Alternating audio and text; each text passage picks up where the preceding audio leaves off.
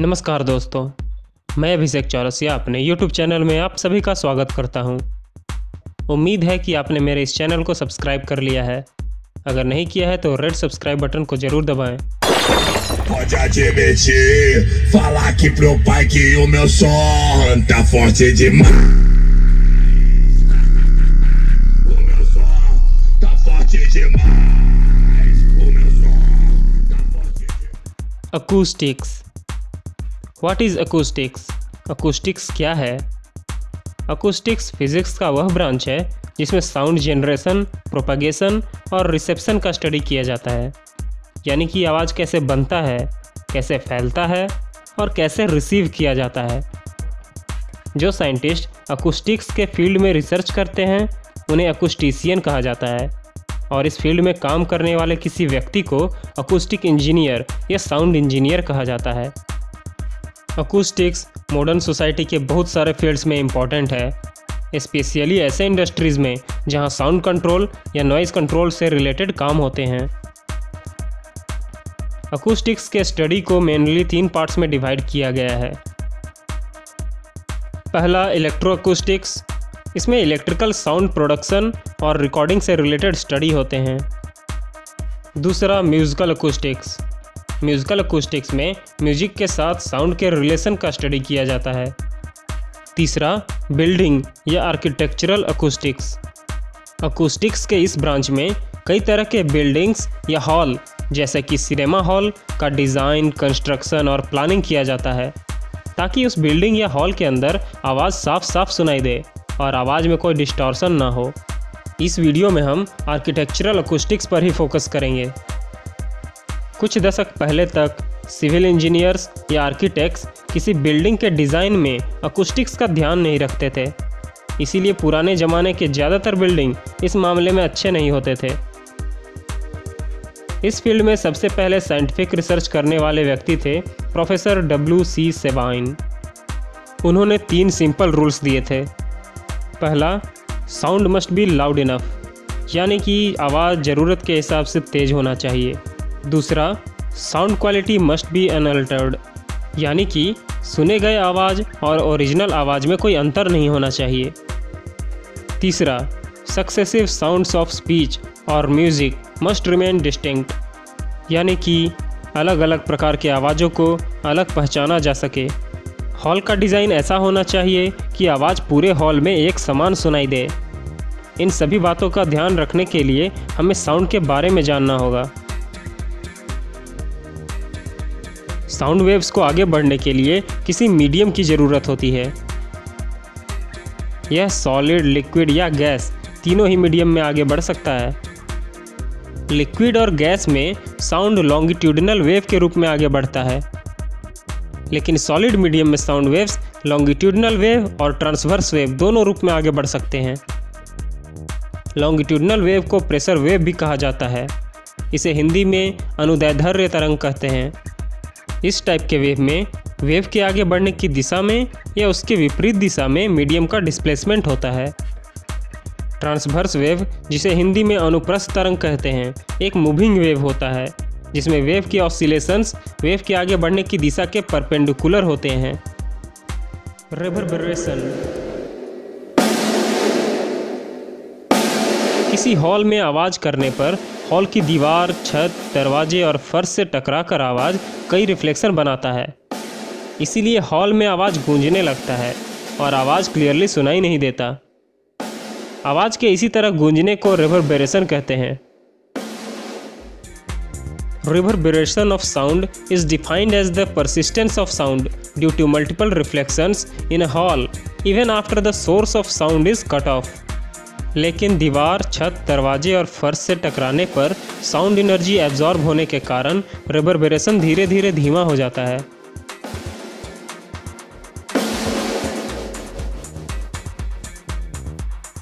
सेबाइन्स formula for reverberation time, original sound और आखिरी सुनाई दे सकने वाले गूंज के बीच के गैप को रिवर्बरेशन टाइम कहा जाता है।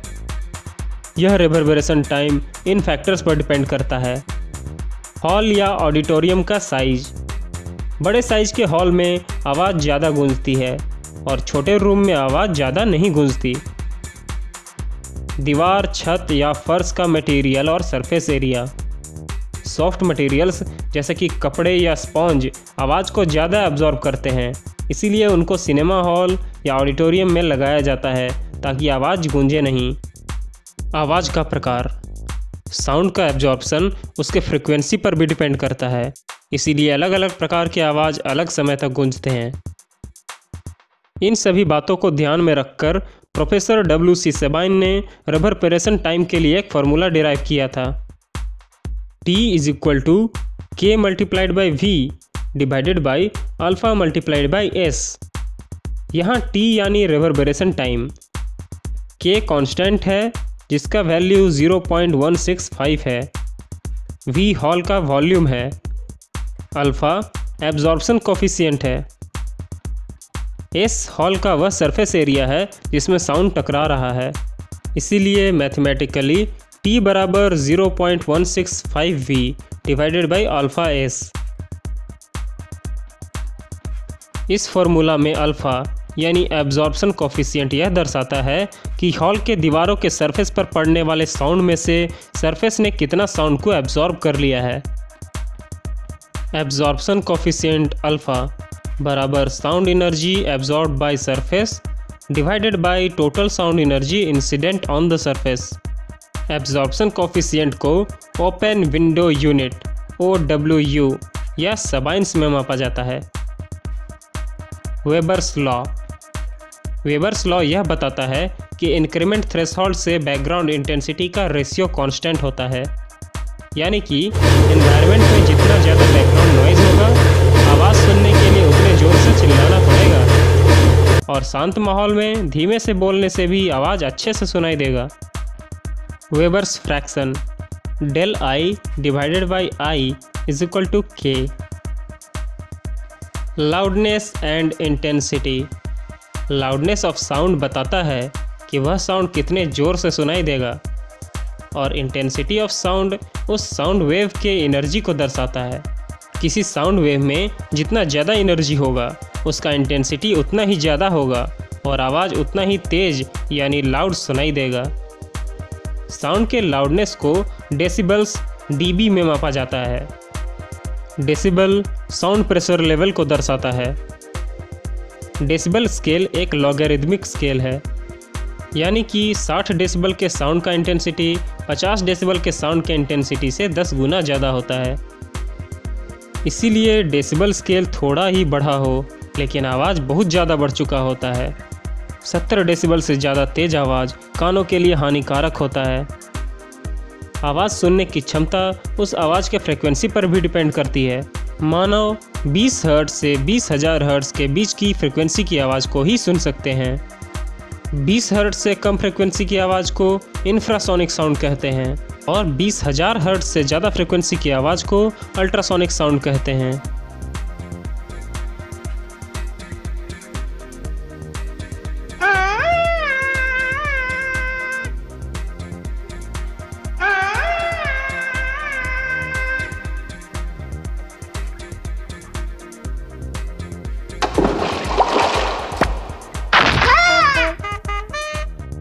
एको।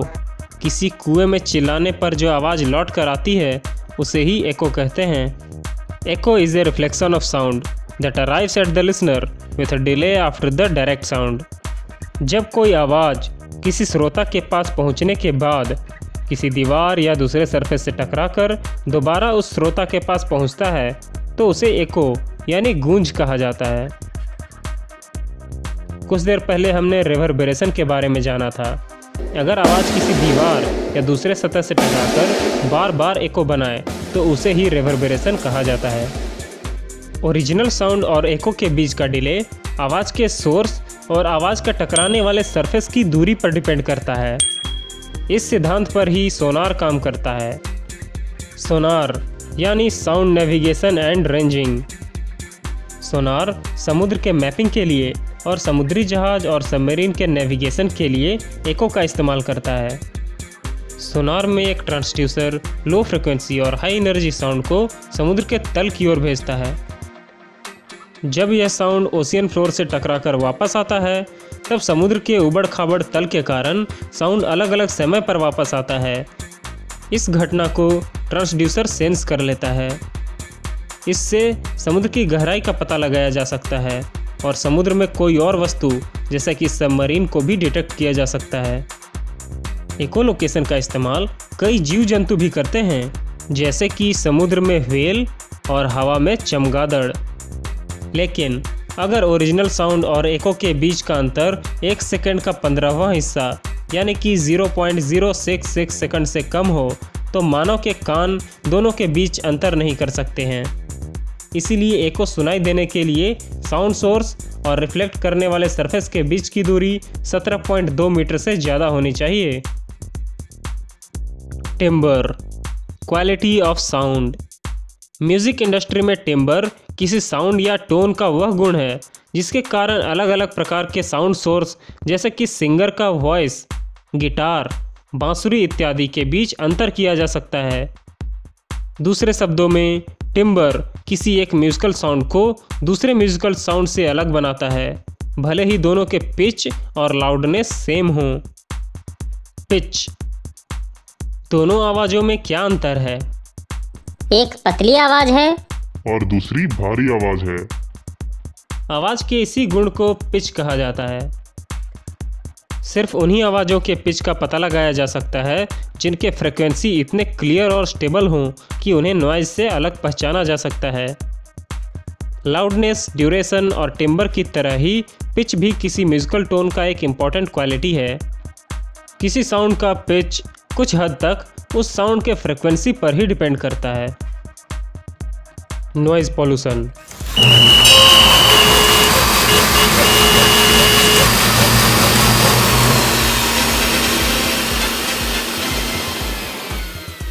नॉइज़ पॉल्यूशन यानी ध्वनि प्रदूषण तब होता है जब अनचाहे आवाज़ बहुत ज़्यादा मात्रा में होते हैं। दुनिया भर में नॉइज़ पॉल्यूशन का सबसे बड़ा सोर्स हैवी मशीनरी और ट्रांसपोर्ट जैसे कि एरोप्लेन, ट्रेन, ट्रक्स इत्यादि हैं। इससे मानव जीवन और जीव जंतुओं पर बहुत बुरा असर पड़ता है। नॉइज़ के बहुत ज़्यादा होने से ब्लड प्रेशर और दिल की बीमारी की आशंका बढ़ जाती है। इसीलिए एयर पॉल्यूशन, वाटर पॉल्यूशन जैसे दूसरे पॉल्यूशंस की तरह नॉइज़ पॉल्यूशन को भी कंट्रोल किया जाना चाहिए।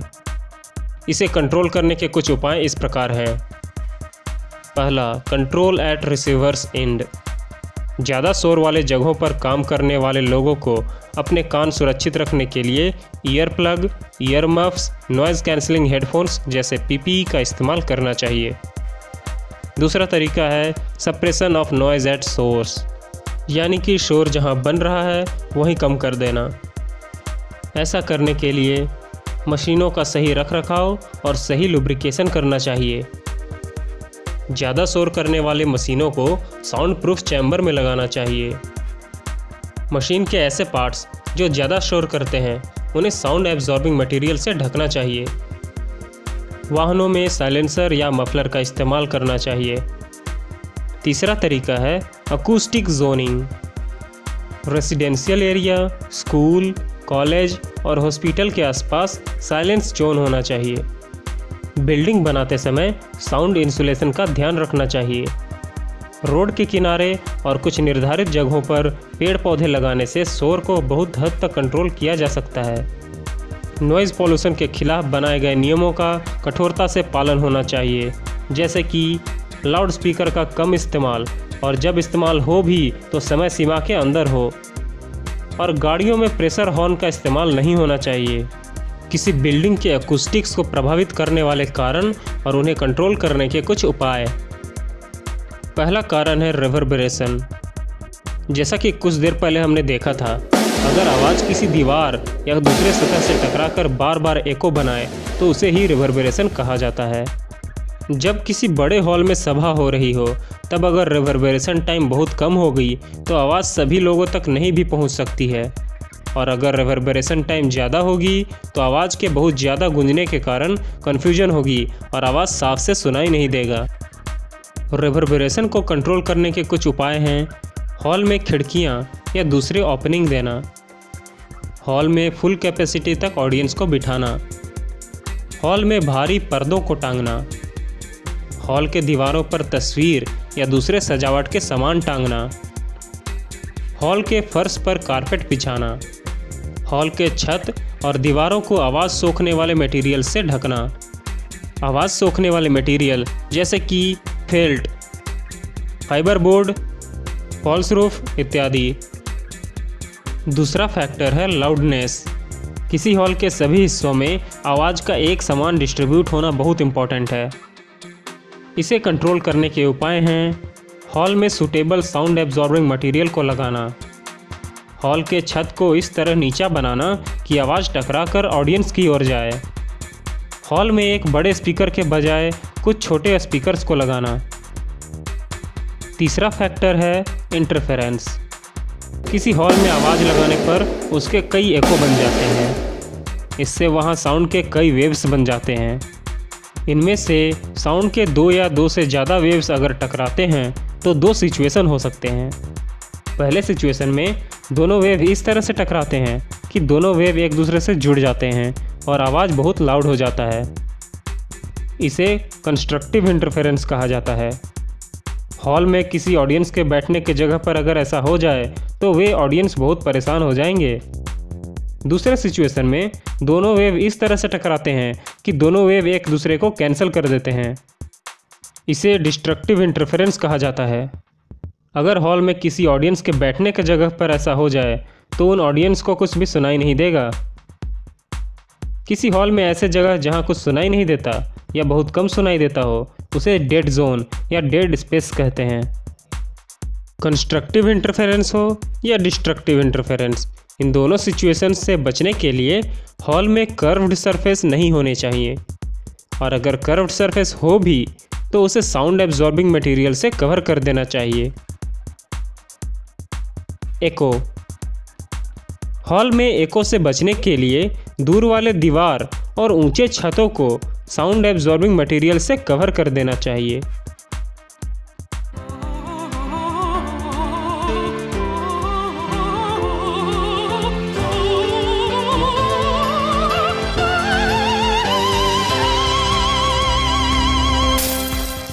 इस गायक ने सिर्फ अपने आवाज़ से ही शीशे को तोड़ दिया। कैसे? रेजोनेंस। ऐसा रेजोनेंस के कारण हो सकता है। रेजोनेंस यानी मैचिंग ऑफ फ्रिक्वेंसी। सभी मटेरियल्स का अपना एक रेजोनेटिंग फ्रिक्वेंसी होता है। गायक का आवाज़ जितने फ्रिक्वेंसी का है, अगर उसी के लगभग रेजोनेटिंग फ्रिक्वेंसी का शीशा अगर उसके सामने लाया जाएगा तो वह शीशा वाइब्रेट करने लगेगा और धीरे धीरे उसका वाइब्रेशन तेज होने लगेगा, जिससे वह शीशा टूट भी सकता है। हॉल में कुछ ऐसे भी मटेरियल होते हैं जो रेजोनेट करते हैं, जैसे कि ढीले रेलिंग, विंडो पेन्स इत्यादि। ऐसे ढीले मटेरियल्स रेजोनेंस के कारण टूटते तो नहीं, लेकिन वाइब्रेशन के कारण आवाज़ करने लगते हैं। रेजोनेंस के कारण बनने वाले ये आवाज़ ऑडियंस को परेशान करते हैं और ओरिजिनल साउंड को सुनने में कन्फ्यूजन हो सकता है। इससे बचने के लिए ढीले मटेरियल्स को अच्छी तरह से फिक्स किया जाना चाहिए और दूसरे रेजोनेटिंग मटेरियल्स को साउंड एब्जॉर्बिंग मटेरियल से कवर कर देना चाहिए।